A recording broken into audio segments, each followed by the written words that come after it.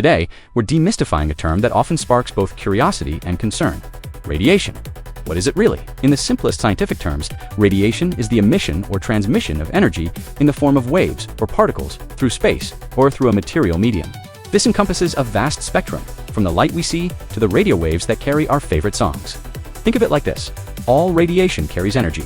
The key difference lies in how much energy it carries. This brings us to the fundamental division in the world of radiation: ionizing and ionizing. First, let's talk about ionizing radiation. This type has enough energy to move atoms in a molecule around or cause them to vibrate, but not enough to remove electrons from them. In other words, it can't ionize them. Everyday examples are all around us: the radio waves that bring broadcasts to your car, the microwaves that heat your food, the infrared light from a heater, and the visible light that allows us to see the world all are forms of ionizing radiation. These are generally considered safe and are essential to our modern technology and daily lives.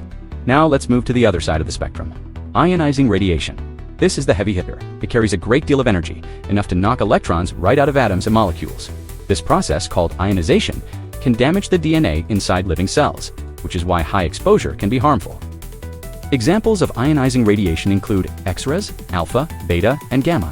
Alpha rays are heavy and carry a strong positive charge +2.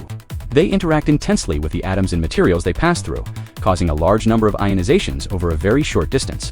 This makes them highly ionizing, but gives them very low penetrating power and can be easily stopped by paper or skin. Beta rays are much lighter high-energy electrons or positrons and carry a single negative or positive charge, 1 or +1. They are less massive and interact less intensely than alpha particles, meaning they cause fewer ionizations per unit of distance traveled. But they can penetrate further into materials, including skin or thin metal. X-rays have no mass because they are a bundle of photons or light.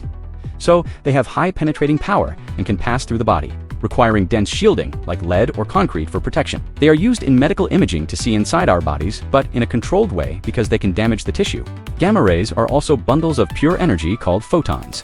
These rays have extremely high penetrating power because they have no charge and no mass.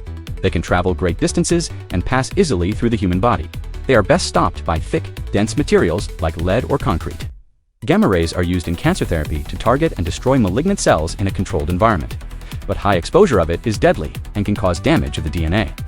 We also find radiation in cosmic rays from space and naturally occurring radioactive materials in the Earth's crust, like uranium. So, radiation isn't a single scary entity.